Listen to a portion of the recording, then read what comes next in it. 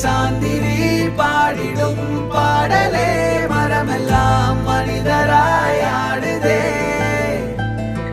புல் பூண்டுகள் பூச்சிகள் பட்சிகள் சொந்தமாய் வழியெல்லாம் மாறுதே.